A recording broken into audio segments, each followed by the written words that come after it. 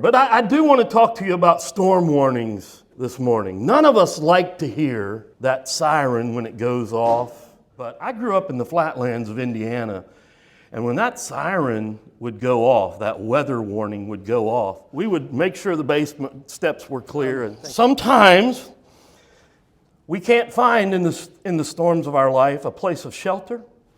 Sometimes we just have to weather the storm.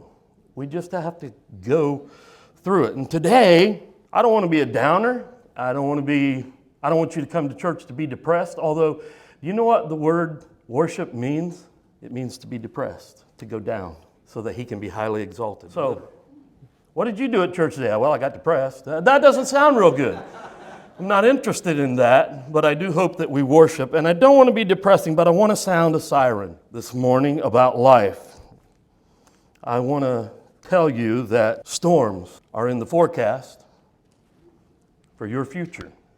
Now, I don't have any specific spiritual insight into what's going to happen to you. I'm not a prophet. I'm not here to tell you you're about to face this or that. I'm here to tell you a very real truth, and that is life brings storms. Storms come to all of us. And I wish with all of my heart this morning I could guarantee you that even though storms come, none of them will ever hurt you, will never harm you. You're always going to make it through. Here's the problem. I can't guarantee that. That's not real life. I think there's hope as long as we cling to faith, as long as we cling to Christ, there is hope.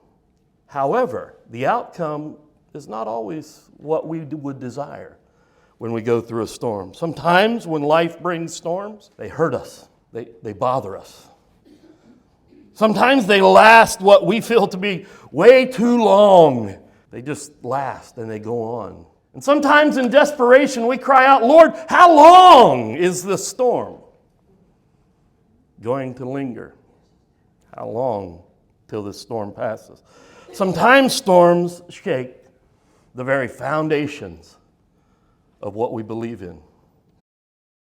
And I'm here to give you a storm warning this morning. This is what I know.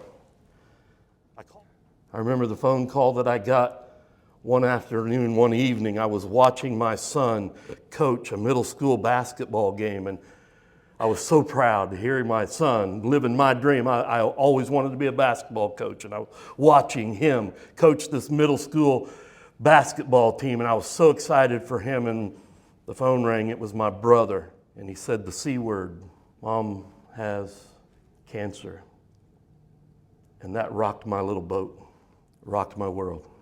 They fought it, they battled it, and then about a year and a half later, Mom went to heaven.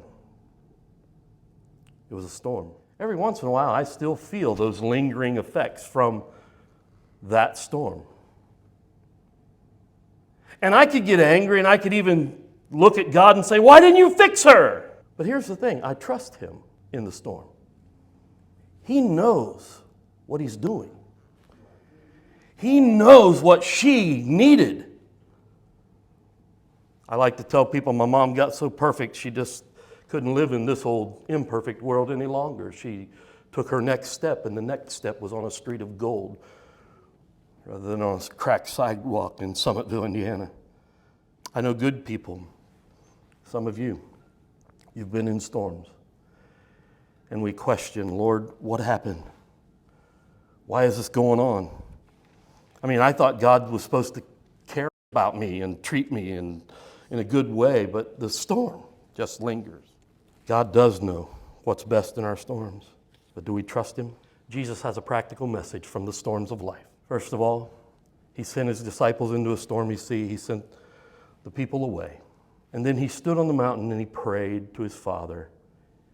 And at the fourth watch of the night, he looked out and he saw his disciples. Jesus is watching us.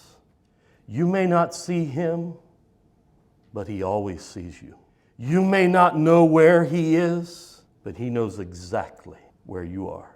He knows your struggle. We're never out of his sight. Even if we're in the eye of a storm, we're in the eye of our Savior.